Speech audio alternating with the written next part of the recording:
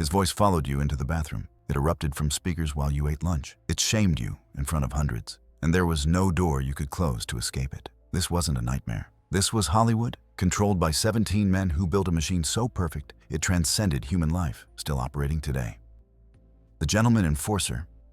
When Metro-Goldwyn-Mayer's stars found themselves in trouble, there was one man they called. Eddie Mannix had a warm smile, firm handshake, and an uncanny ability to make problems disappear. The studio's general manager since the 1920s, Mannix projected the image of a helper, a fixer, someone who genuinely cared about the well-being of MGM's talent. Jean Harlow panicked about an unexpected pregnancy. She called Mannix. Spencer Tracy ended up in another bar fight. Mannix arrived to smooth things over. He seemed like a guardian angel watching over Hollywood's biggest names. Eddie Mannix wasn't an angel.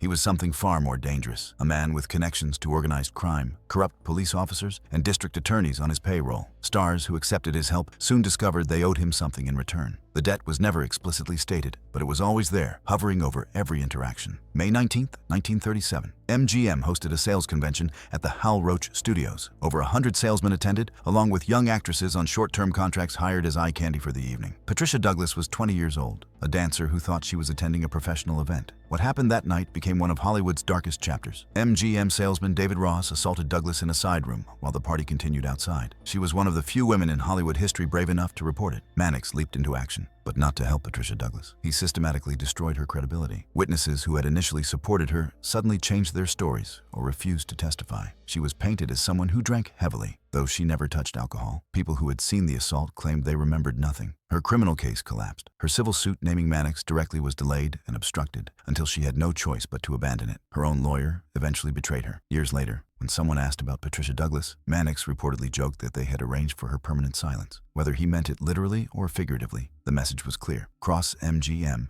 cross Eddie Mannix, and you would be erased, not just from the studio, from history itself. The system Mannix built didn't end with Douglas. George Reeves discovered this in the most final way possible. Reeves had become a household name playing Superman on television in the 1950s. He was also romantically involved with Toni Mannix, Eddie's wife. The Mannixes had an unusual arrangement. Eddie had his own affairs, and Toni had hers. But when Reeves tried to end the relationship to marry a younger woman, things became complicated. June 16, 1959. George Reeves was found in his bedroom with a fatal wound to the head. The official ruling was self-infliction, but the circumstances raised questions that have never been answered. There were bruises on his body. Multiple people were in the house. The weapon's position seemed wrong. Witnesses gave contradictory accounts. Eddie Mannix was never formally investigated. The same system he had built to protect MGM stars now protected him. Police who owed him favors didn't look too closely. District attorneys who had taken his money didn't ask uncomfortable questions. When Mannix passed away in 1963, he took the truth about George Reeves with him. But when Eddie Mannix needed a scandal buried, it was his partner who manufactured the cover story.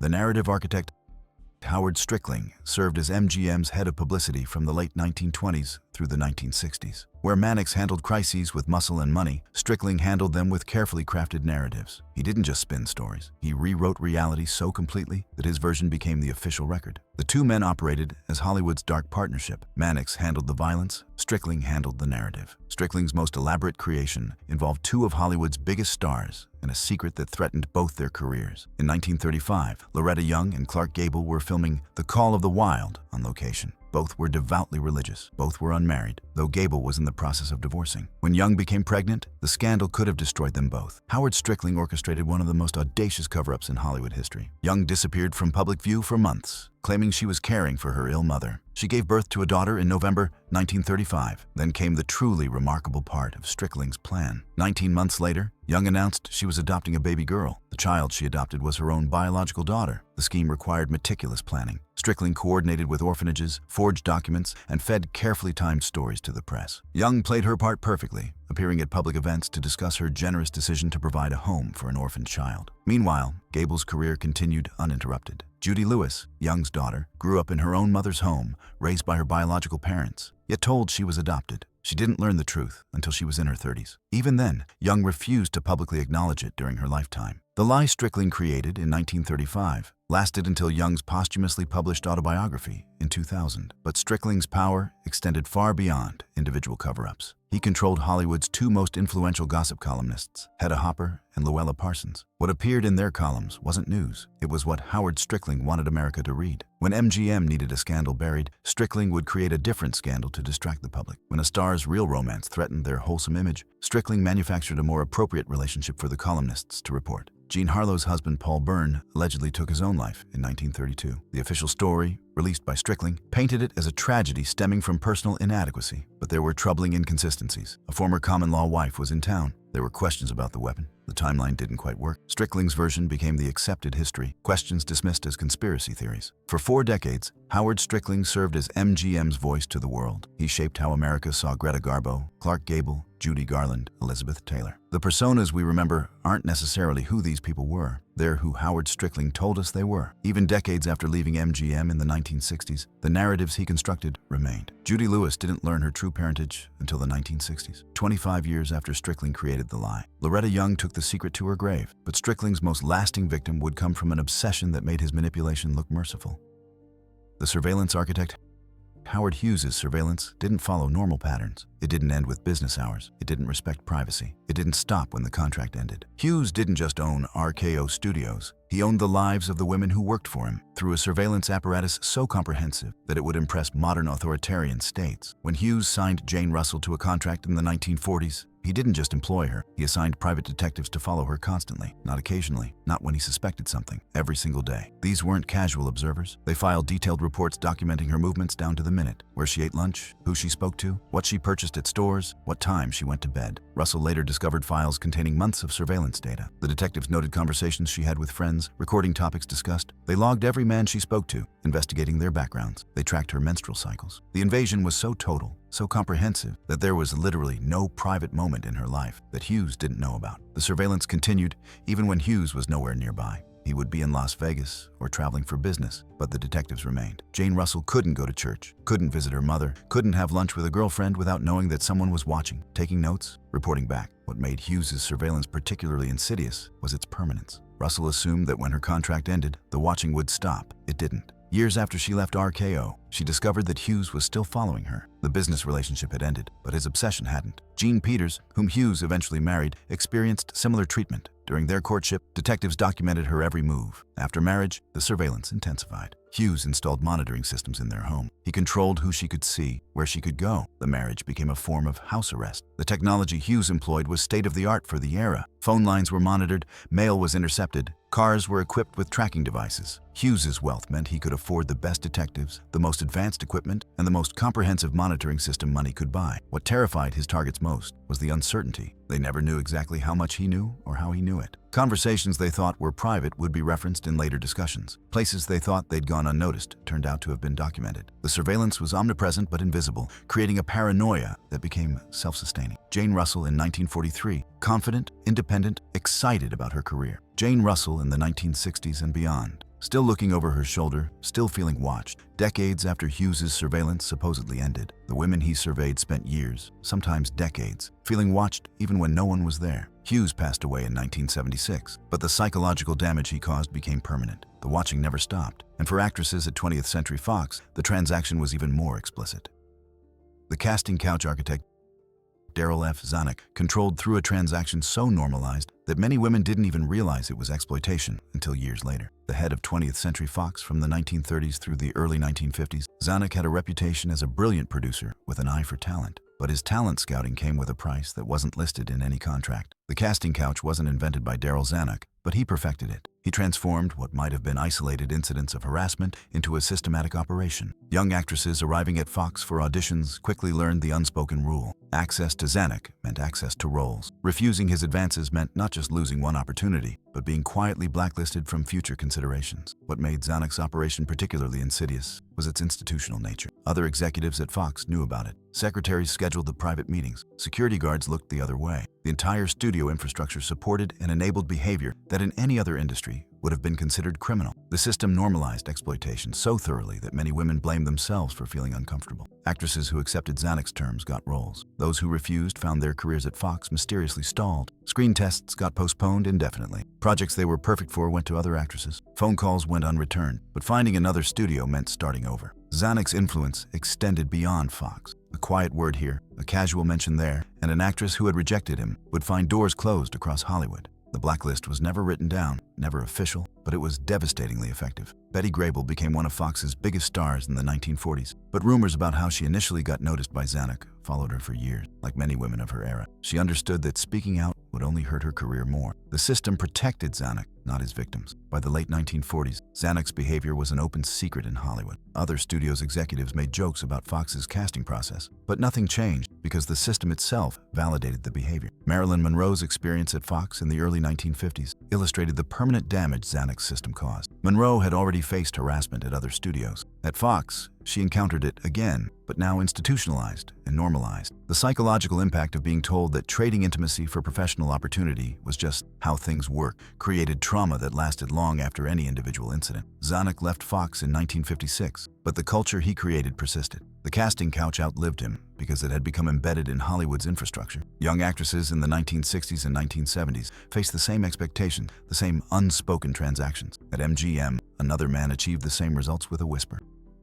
The quiet predator Benny Thaw spoke so softly that people often couldn't hear him. He was known around MGM as gentle, calming, someone temperamental stars trusted. He never yelled, never made crude demands, never acted like the stereotypical Hollywood predator, which made him more dangerous than all of them. Thaw joined MGM as casting director in the late 1920s and spent the next 3 decades controlling which actors got which roles. His power was absolute, and his decisions, as biographer Charles Hyam later noted, were often influenced by factors that had nothing to do with acting ability. According to Hyam, Thaw's casting couch was the busiest in Hollywood. Greer Garson arrived at MGM in the late 1930s and quickly became involved with Thaw. The relationship wasn't public, but it wasn't entirely hidden either. What they saw was a young British actress getting remarkable roles, building toward an Oscar nomination for Blossoms in the Dust in 1941. Garson was talented, no one disputed that. But so were dozens of other actresses at MGM who didn't get the same opportunities. Joan Crawford watched Garson's rise with increasing frustration. When Garson received that Oscar nomination and Crawford didn't,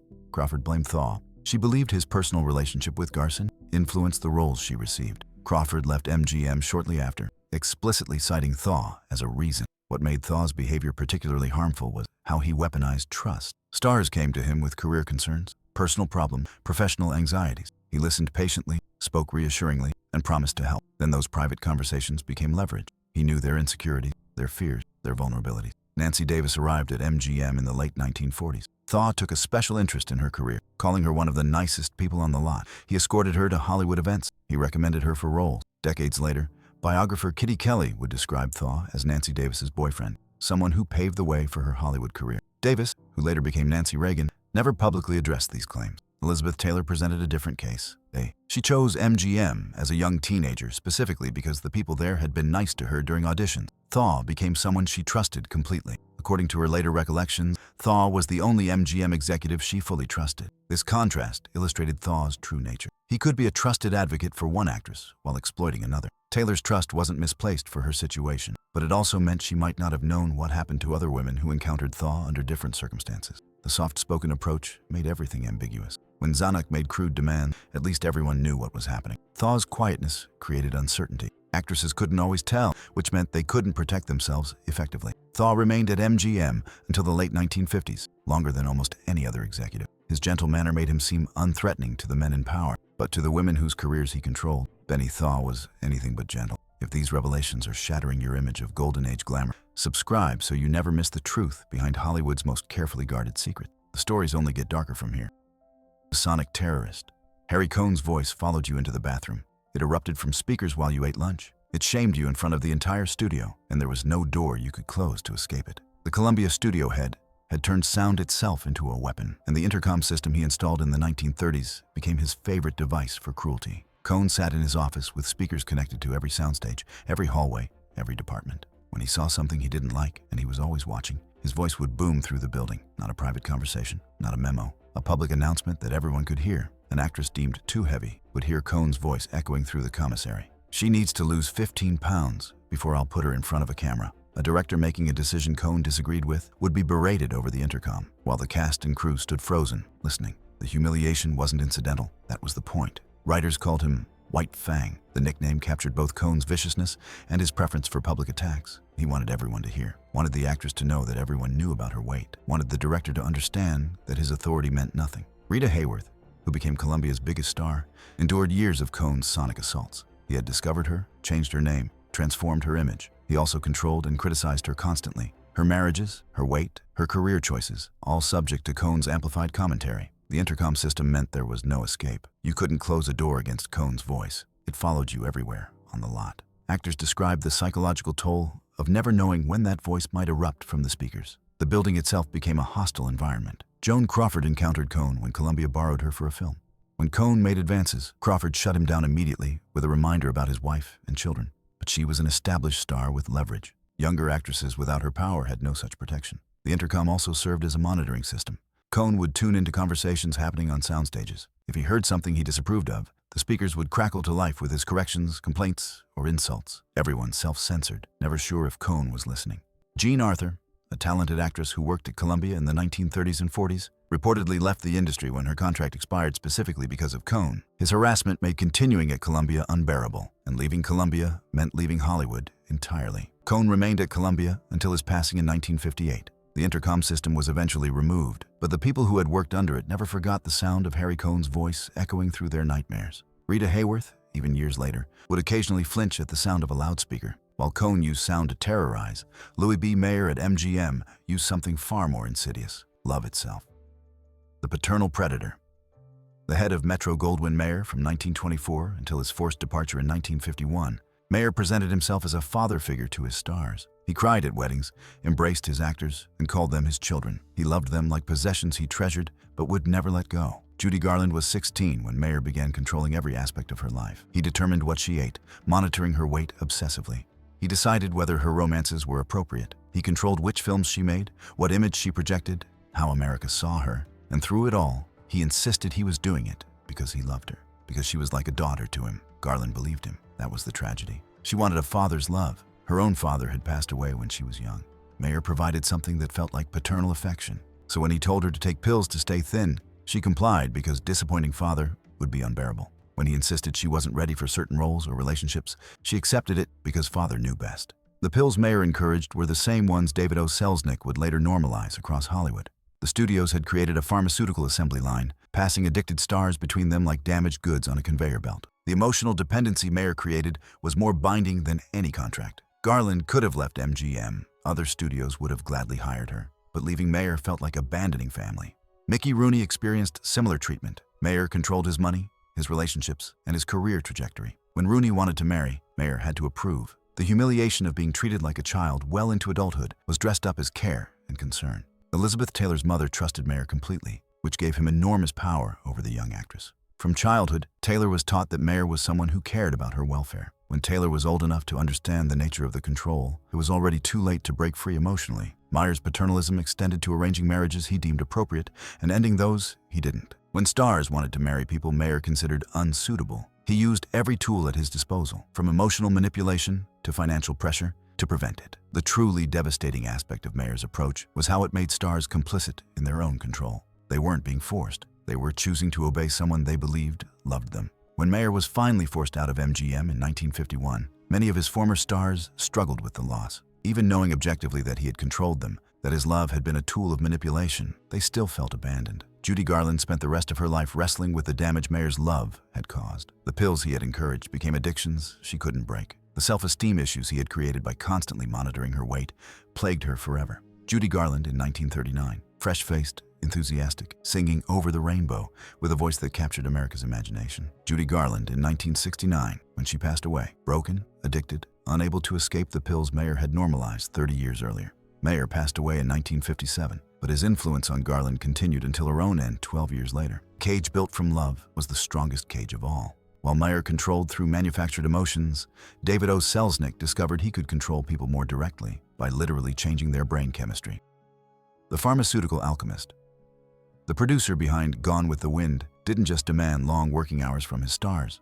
He provided a chemical solution that rewired their bodies, creating dependencies that outlasted any professional relationship. Selznick was a perfectionist obsessed with getting every detail right. Filming Gone with the Wind required grueling schedules. Vivien Leigh worked punishing hours, reshoot after reshoot, take after take. The human body wasn't designed to sustain that pace. So Selznick arranged for studio doctors to provide a chemical boost. Amphetamines became standard on Selznick productions. Need energy to work 18 hours? Take this pill. Having trouble sleeping after all that stimulation? Take this other pill. The cycle began innocently enough. Just professional necessity. Just getting through a demanding shoot.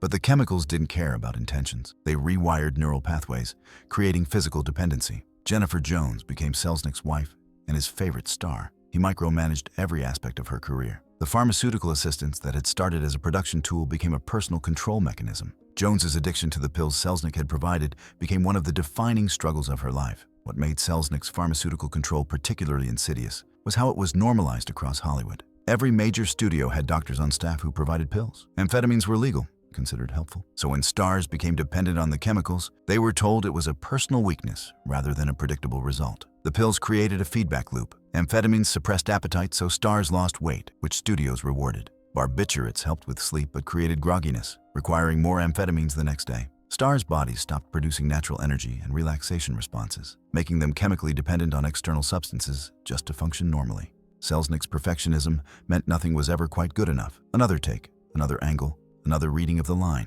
Without chemical assistance, maintaining that level of performance became physically impossible. Jennifer Jones's hands shook during script readings in the 1970s. 15 years after Selznick's passing in 1965, the pills he'd given her in the 40s had rewired her neurology so completely that her body still demanded them.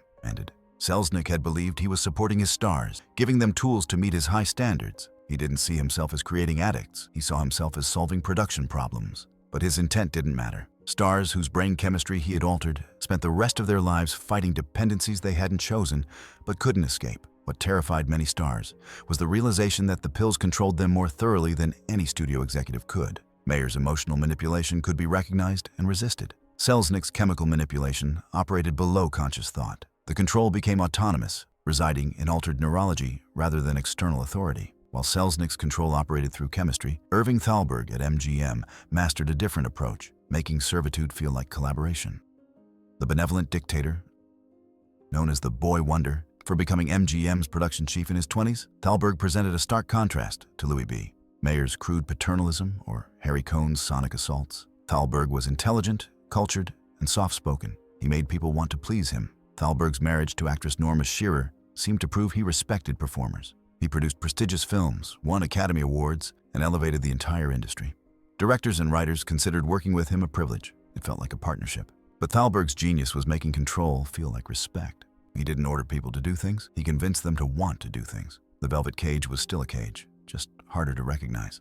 Joan Crawford worked extensively with Thalberg and initially considered him her champion at MGM. Years later, looking back with more cynical eyes, Crawford recognized the dynamic differently.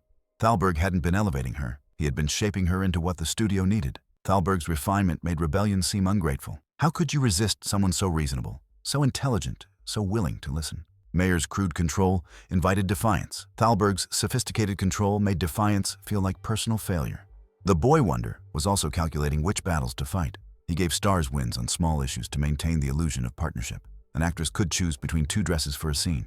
But the fundamental questions, which films to make, how to build a career, what image to project, those decisions remained under Thalberg's control disguised as guidance.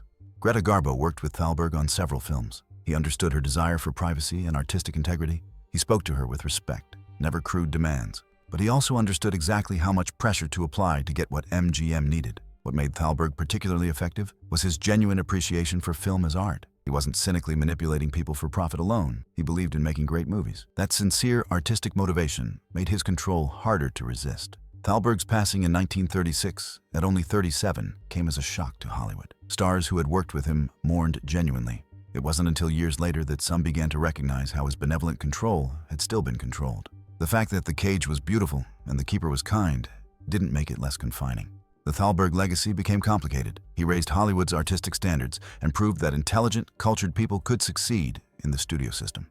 He also proved that sophisticated control was more sustainable than crude domination. The benevolent dictator model outlived Thalberg himself, becoming a template for how to control creative people without triggering their resistance. While Thalberg made oppression feel respectful, Jack Warner at Warner Brothers made freedom literally illegal.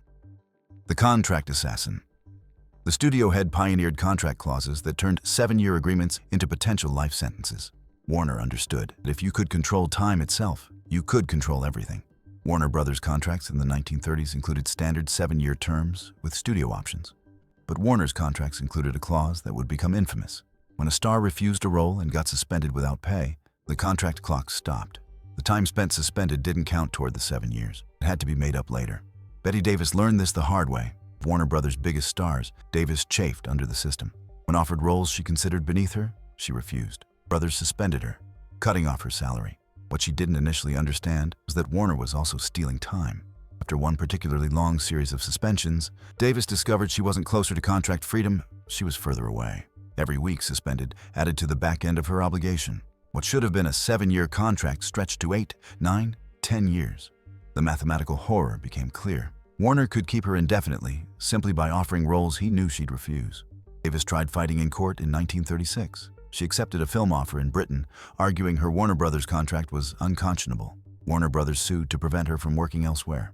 The British court sided with Warner Brothers. Davis returned to Hollywood, still under contract, having lost money on legal fees, now owing Warner Brothers even more time.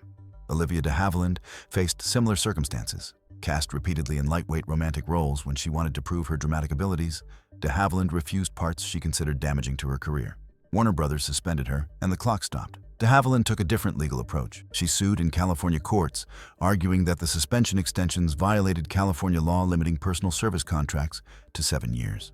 In a landmark 1943 ruling, California Court of Appeals agreed with her. The de Havilland law established that suspensions couldn't extend contracts beyond the original 7-year term, but not every star accepted the cage. De Havilland's lawsuit finally broke the suspension clause that had kept performers trapped for years. She paid an enormous price, blacklisted during her legal battle, unable to work anywhere while the case proceeded. But she fought, and she won. Katharine Hepburn took a different path. When RKO labeled her box office poison, she left the studio entirely, bankrolling the Philadelphia story herself to prove she could succeed outside the system. Joan Crawford walked away from MGM at the height of her career, rather than submit to Thaw's control. She started over at Warner Brothers under Jack Warner's equally oppressive contracts, but at least it was a choice she made. These women paid enormous prices for their resistance, but they proved that the cage, while strong, wasn't indestructible. Warner had already won for years. The stars who never sued, who couldn't afford legal battles, who didn't have de Havilland's determination, they served extended sentences. Their best years were spent trapped in a contract that grew longer every time they asserted themselves. Female stars faced additional pressure. Aging was treated as career-ending for women in Hollywood. Every year trapped in a bad contract was a year closer to being considered too old for leading roles. Warner's approach revealed a fundamental truth about studio system contracts. They weren't business agreements between equals. They were instruments of ownership. Studios could loan stars to other studios, profiting from their work without the stars seeing additional compensation. Jack Warner remained at Warner Brothers until the late 1960s, long after the de Havilland ruling had eliminated his favorite weapon. But the years when he could steal time had shaped dozens of careers, stolen opportunities, destroyed potential. The profit participation tricks that would later be pioneered by Hal Wallace were built on contract structures Jack Warner had helped perfect. The impossible standard. Samuel Goldwyn's dressing room felt like a cathedral. Everything is perfect, everything in its place. And in the center, an actress who had just been told her best wasn't good enough. Again, Vilma Banky had been on set for 14 hours. Samuel Goldwyn sat in his director's chair, watching the playback of Take 17, and shook his head. Again, the lighting isn't perfect. Banky's co-star had already gone home. The crew was exhausted. But Goldwyn didn't care about being tired. He cared about perfection, and perfect for Goldwyn was a standard that moved every time you approached it. This was Banky's life for 3 years, under Goldwyn's control. The independent producer behind dozens of classics demanded perfection in every frame. And when perfection is defined as unattainable, the pursuit of it destroys everyone chasing it. Goldwyn Pictures Corporation, founded in 1916, eventually merged into Metro-Goldwyn-Mayer. But Samuel Goldwyn himself never worked for MGM. He became an independent producer, maintaining complete creative control.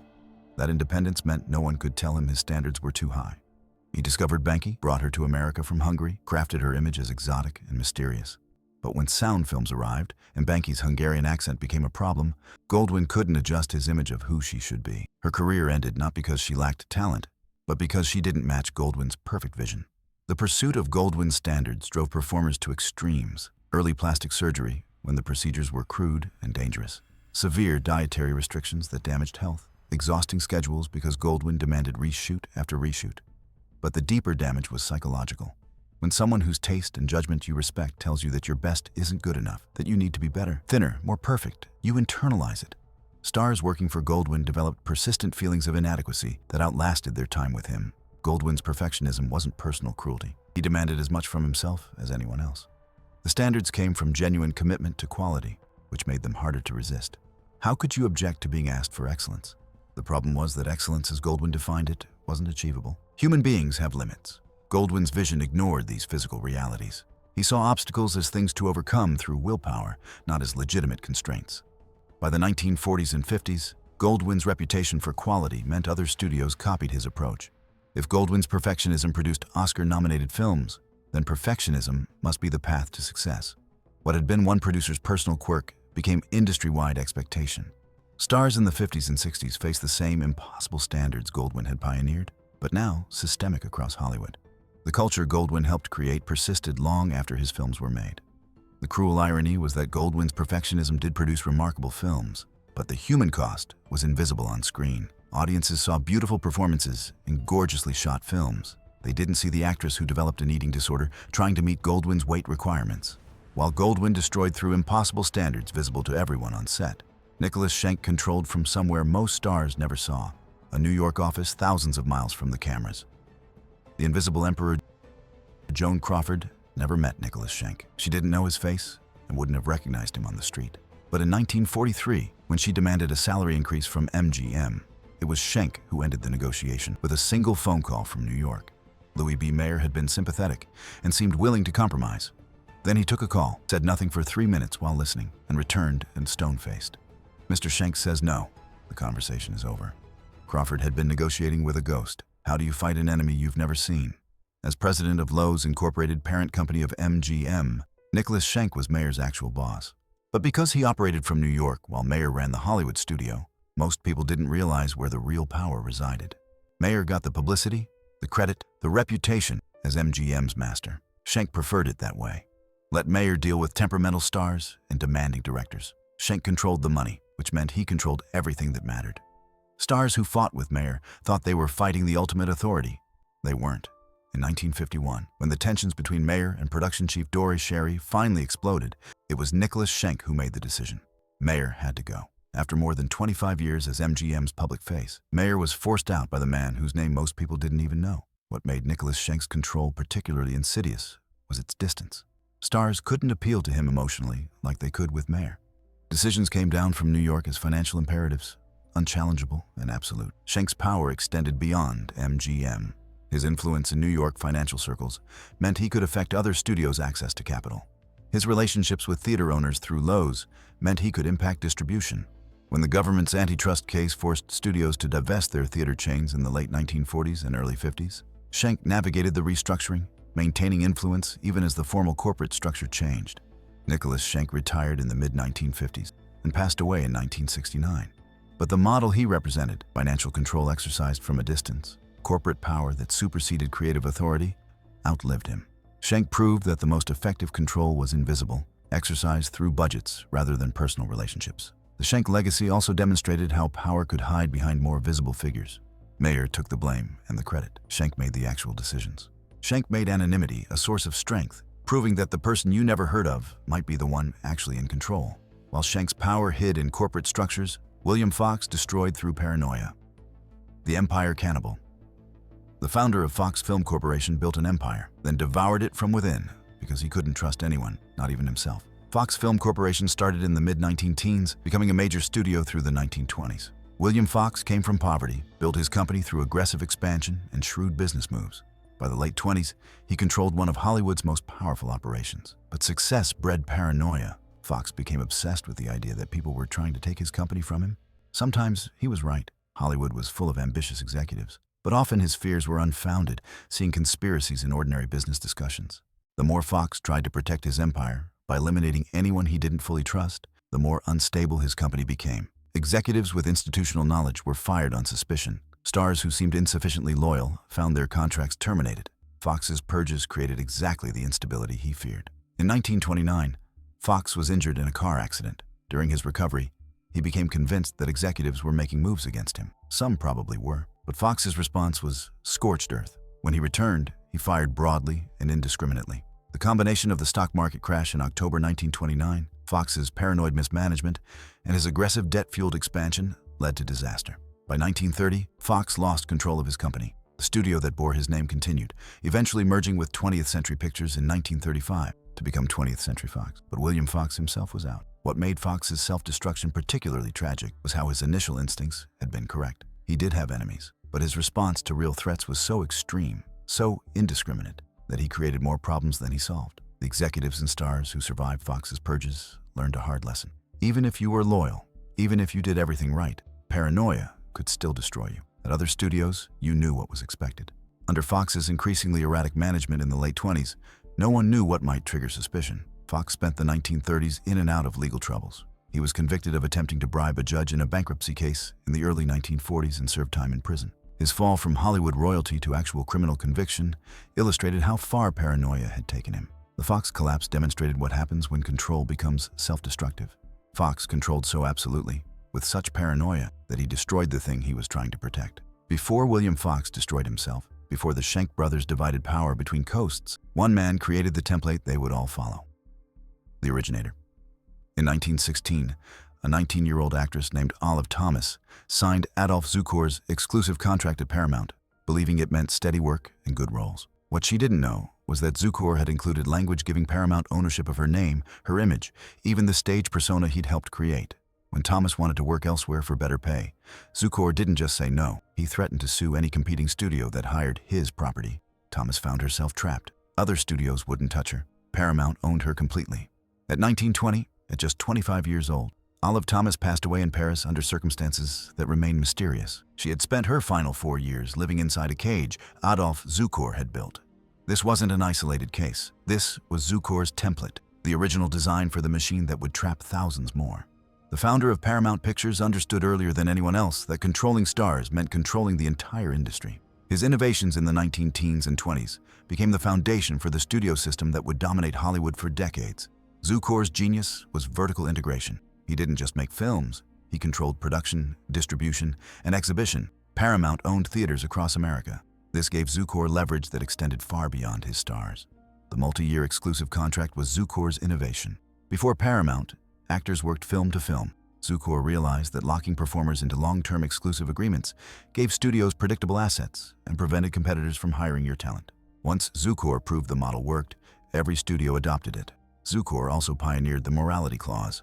Studio contracts included provisions allowing immediate termination if a star's behavior created scandal. This gave studios control over performers' private lives. The morality clause wasn't really about morals, it was about control. Mary Pickford, one of early Hollywood's biggest stars, eventually left Paramount to co-found United Artists specifically to escape Zukor's control. The fact that even someone as powerful as Pickford felt trapped illustrated how thoroughly Zukor's system constrained performers. Block booking was another Zukor innovation. Theater owners couldn't just buy Paramount's best films, they had to take packages. This guaranteed distribution for weak films and meant the studio could force stars into projects they might otherwise refuse. Zukor remained actively involved in Paramount until the 1950s. His longevity meant decades of influence. The system he created was so effective that it didn't need significant modification for over 30 years. The Supreme Court's 1948 antitrust decision finally broke the vertical integration model. Studios were forced to divest their theater chains, but the contracts, the morality clauses, the exclusive agreements, those survived.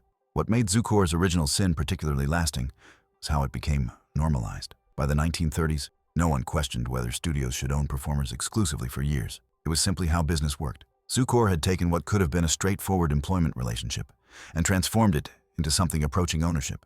Zukor's passing in 1976 at age 103 meant he lived to see the studio system he created crumble. But his influence had been so profound that even after his passing, his template shaped Hollywood. Which revelation has shaken you most? What other hidden truths about Golden Age Hollywood should we uncover? Share in the comments and let us know what topic we should explore next. While Fox's paranoia was self-destructive and Zukor's innovations were foundational, why Frank Freeman's control at Paramount demonstrated that tyranny didn't require crudeness or visibility. The Southern gentleman Freeman joined Paramount in the early 1930s and became vice president in charge of studio operations in 1938.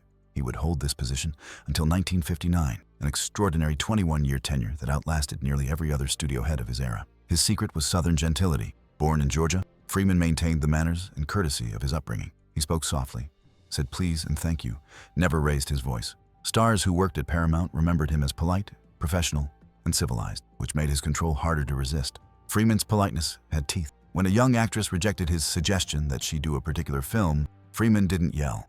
He smiled, thanked her for coming in, and quietly ensured she never worked at Paramount again. No explanation, no confrontation, just a courteous "we'll be in touch" that meant you're finished here. The actress spent months wondering what she'd done wrong, never realizing Freeman's gentle rejection was actually a career execution. You can battle a bully, You can't battle a polite man who says thank you while destroying you.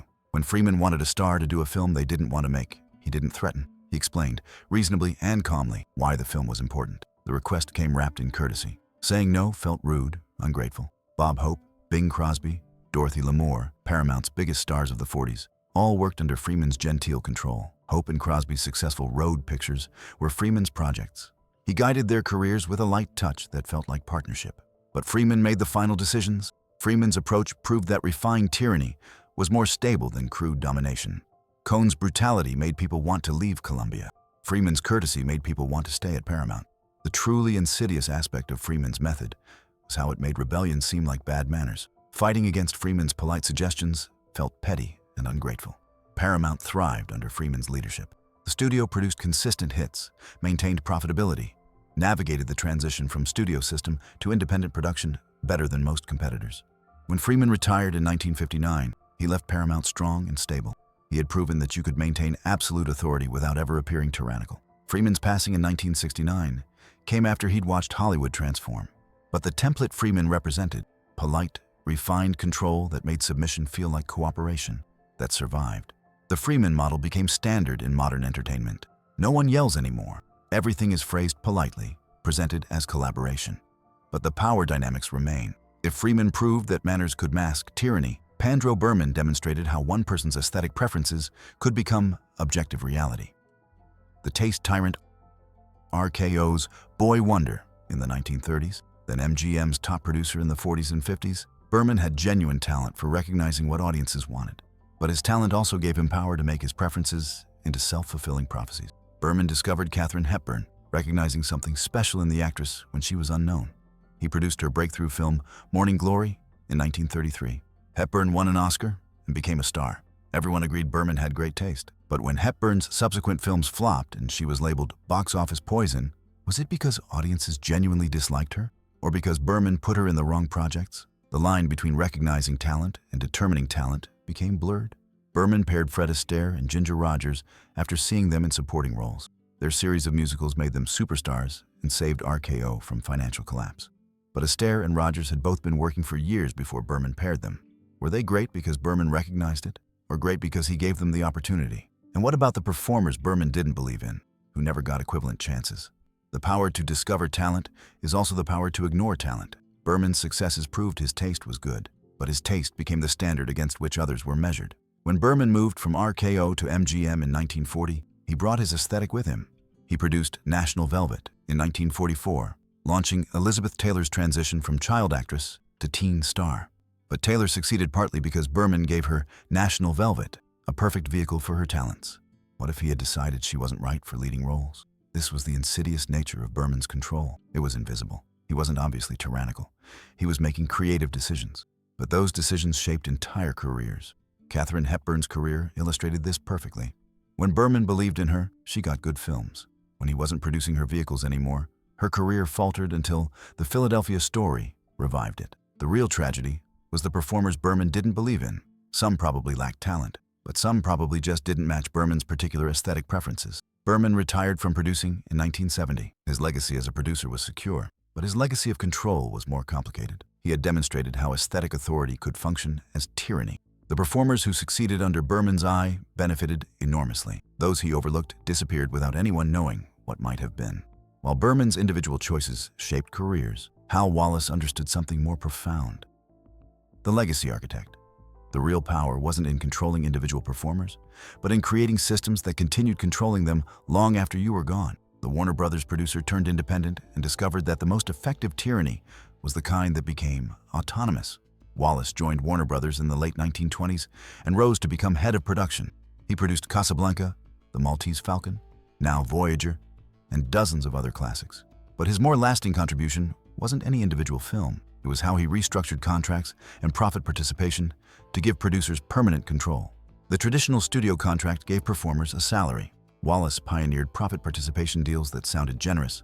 Stars could share in a film's success. But the structures were designed so that profits were defined after studios recouped costs, and costs could be manipulated endlessly.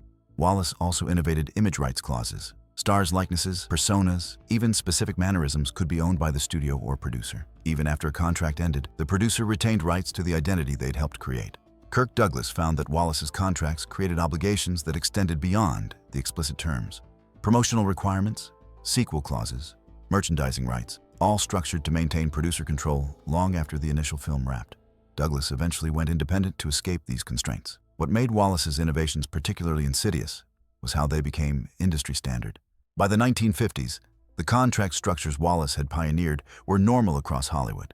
The profit participation tricks Wallace pioneered were built on contract structures Adolph Zukor had created 40 years earlier. Warner's time theft clauses, Zukor's exclusivity language, and Wallace's accounting manipulation. Each generation of Tyrant built on the last, perfecting the machine. The shift to independent production in the 50s and 60s, which supposedly freed stars from studio control, often just transferred them to producer control. Wallace showed how independent producers could exercise power that studios were losing. Wallace's understanding was that control doesn't require presence. If the systems are designed correctly, they enforce themselves. Stars couldn't work elsewhere without violating non-compete clauses, couldn't use their own images without violating rights agreements. Charlton Heston, Elvis Presley, Shirley MacLaine all worked under Wallace's systems at various points. All discovered that the contracts were more restrictive than they initially appeared. Wallace left Warner Brothers to become an independent producer in 1944. His independent production company continued operating successfully for decades. By the time Wallace passed away in 1986, Hollywood had fully transitioned from studio system to independent production. But the contract mechanisms he pioneered remained. Profit participation deals that favor producers, image rights clauses that restrict performers, non-compete agreements that limit freedom. The truly terrifying aspect of Wallace's legacy was its autonomy. He didn't need to be in the room to control outcomes. The contracts did the work. Stars signed agreements that limited their power years into the future. This was the purest expression of the title's promise, control that transcended human power. Wallace had made tyranny into a system, control into a structure, oppression into legal language that operated independent of any individual's will. If this journey into Hollywood's hidden machinery has changed how you see the Golden Age, please like and share. These systems still echo today. These 17 men didn't just control Hollywood's Golden Age. They built a machine that ran on control, a system so complete it functioned without them. The tyrants have passed away, but their power became autonomous. The contracts that Jack Warner weaponized still bind performers today, just with different names. The surveillance that Howard Hughes pioneered now comes through digital tracking. The pharmaceutical dependency David O. Selznick normalized remains endemic in entertainment. The impossible standards Samuel Goldwyn demanded have only intensified with high-definition cameras and social media scrutiny. Louis B. Mayer's emotional manipulation evolved into the parasocial relationships modern stars must maintain. Harry Cohn's public humiliation transformed into internet pylons and social media cancellations. Daryl Zanuck's casting couch became Harvey Weinstein's hotel room. Howard Hughes' surveillance became TMZ's paparazzi and phone hacking. The names changed. Rose McGowan instead of Jean Arthur, Britney Spears instead of Judy Garland. But the machine these 17 men built kept crushing them with the same efficiency. What made these 17 men particularly dangerous wasn't their individual cruelty, though that was real and devastating. It was their understanding that personal power ends with the person, but systematic power lives forever. And they succeeded. The studio system officially ended in the late 1950s, but the control mechanisms these men built survived, adapted, evolved. The binding contracts became 360 deals. The surveillance became data tracking. The pharmaceutical dependency became performance enhancement. The impossible standards became Instagram perfection. This is what autonomous control means. It doesn't require the tyrant's presence. The system operates on its own, crushing those caught in it with the same efficiency as when its creator walked the earth. The machine these 17 men built still runs, still consumes, still destroys. Understanding this history matters not because it changes the past. Those stars are gone. They're suffering over. It matters because the same systems still operate today. Every time a young performer signs a contract without fully understanding it, Jack Warner and Hal Wallace win again. Every time impossible beauty standards crush someone's self-worth, Samuel Goldwyn's perfectionism claims another victim. Every time surveillance technology invades privacy, Howard Hughes' obsession finds new expression. The golden age of Hollywood gave us films we still treasure, performances we still admire, stars whose images remain iconic. But that glamour was built on suffering, that beauty extracted through control, those perfect performances achieved through tyranny that these 17 men made systematic, permanent, and autonomous. The most terrifying power is the power that doesn't need you anymore, that runs on its own, that transcends its creator to become immortal, autonomous, eternal.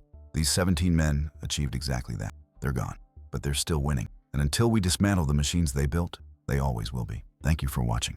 If you found this journey into Hollywood's hidden history eye-opening, Please subscribe for more revelations about the Golden Age's darkest secrets. Share your thoughts in the comments. Which story shocked you most? What aspect of old Hollywood should we explore next? The truth about these legends is far stranger and more disturbing than any film they ever made.